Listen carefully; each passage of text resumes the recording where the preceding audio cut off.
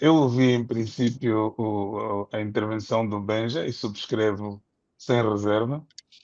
Ouvi parte daquilo que disse a Helena, que também subscrevo a parte que ouvi e sem reserva. Gostaria de acrescentar o seguinte: nós em Angola temos o hábito de confundir o domínio da gramática ou da língua com o saber notável. Uma coisa é falar eh, português corretamente, vamos assim dizer. Outra coisa é o saber notável. Nós conhecemos pessoas que não tinham o domínio da língua portuguesa, mas tinham um saber notável. O Filipe Galando Vitor, o Quilando Moco, estudaram em universidades de referência do mundial.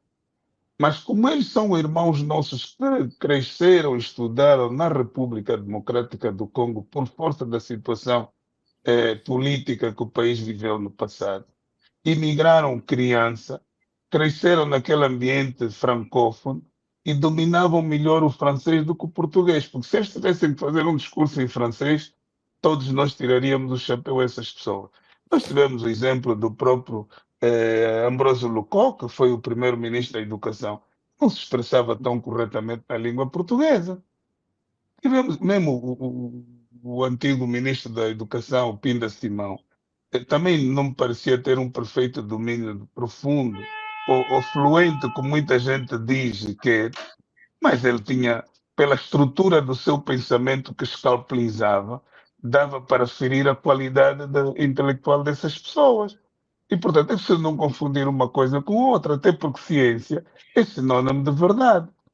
E tudo que não traduz aquilo que é a realidade de um país não é notável. Não, não é notável. É por aqui que começam os nossos equívocos. É por esta razão que o país está como está. Primeiro. Segundo, deixa-me dizer, os juristas não devem ler as normas. Isto é, não se devem até apenas a letra das normas ou os elementos gramaticais.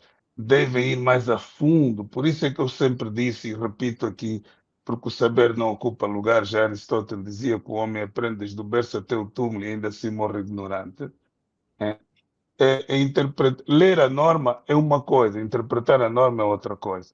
Quem interpreta a norma, e essa é a missão do jurista, é reconstituir o pensamento do legislador no momento da criação da norma e no momento da aplicação da norma. Porque uma norma pode ter um conteúdo no momento da criação e outro conteúdo no momento da aplicação. Tendo em atenção os valores do bem jurídico que esta norma visa proteger. E eu digo isto por quê? Porque quando nós falamos do artigo 3º do Estatuto da Ordem dos Advogados, eu ouço alguns juristas ditos proeminentes que já vieram a público e alguns artigos em jornais, acho que há um jornal de final de semana que tentou atacar a ordem, até politizar a ordem, dizendo que a ordem era comitê de especialidade, mas não diz de que partido. Porque o único partido em Angola que tem comitê de especialidade, todos nós conhecemos. É o meu partido. Eu assumo. É o meu partido que é o MPLA. Nunca disse o contrário. Eu não sou hipócrita.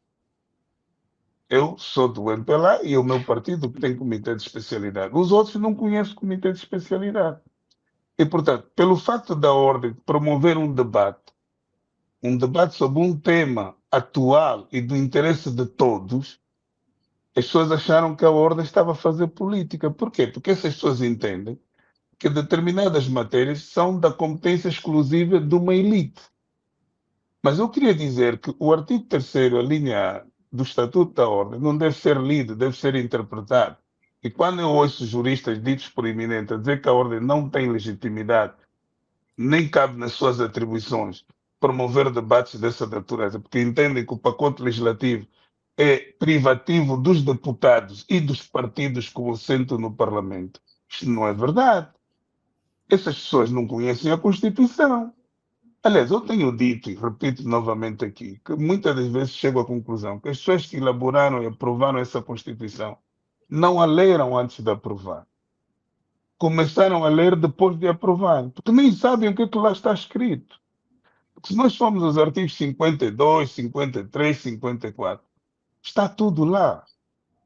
E, portanto, interpretar a linha A do artigo 3º do Estatuto da Ordem, nos termos e com base nos critérios que eu atrás elenquei, facilmente chegaremos à conclusão que há tanta legitimidade por parte da ordem, isto para reforçar aquilo que disse o Benja na sua primeira intervenção, até porque ele é suspeito, uma vez que ele faz parte do atual elenco diretivo da ordem, e provavelmente não vão querer emprestar maior credibilidade do que ele disse. E eu venho aqui reforçar, porque eu, não sendo membro da direção da ordem, estou associado da ordem, já fiz parte da direção da ordem, e acredito que a minha opinião, não é que seja mais válida que a opinião do Benjo, vai justamente apenas reforçar aquilo que ele já disse.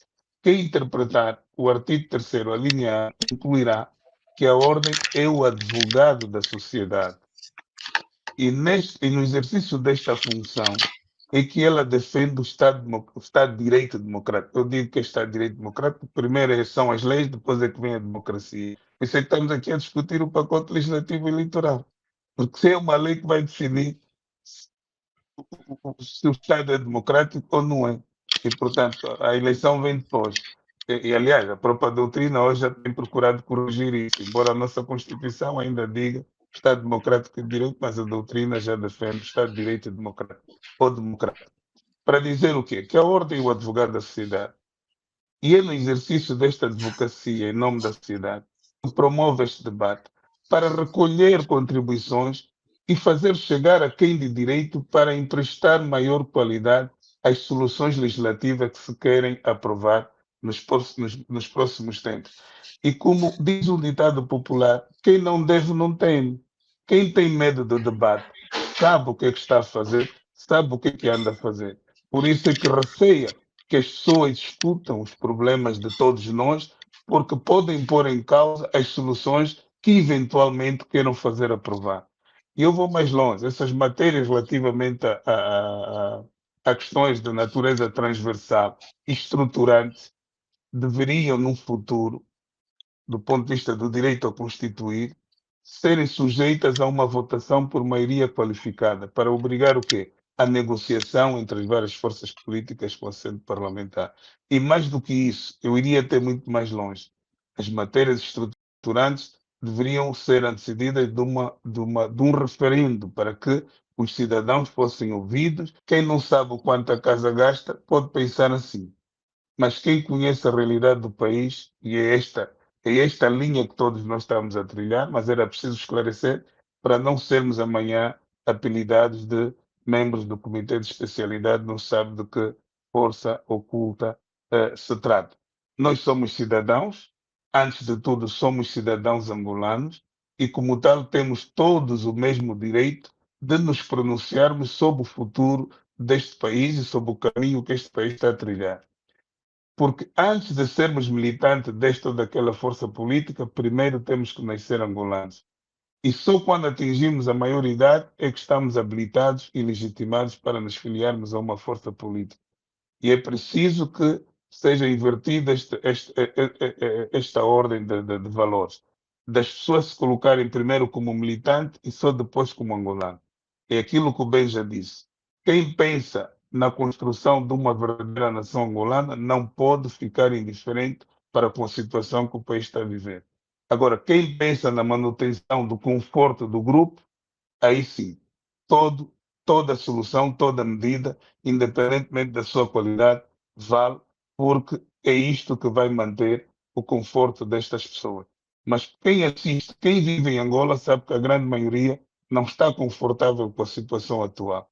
E dizer que estamos no melhor caminho dos últimos 50 anos de independência é pura e simplesmente tapar o sol com a peneira e adiar o futuro desta nação.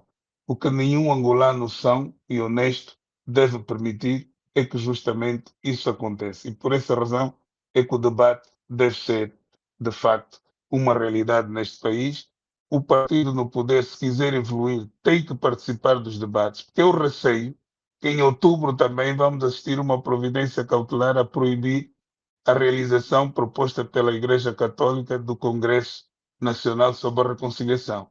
Porque o entendimento das pessoas que defendem hoje o contrário é de que essas matérias nucleares são da competência exclusiva de quem governa e de quem tem o poder político, quem detém o poder político.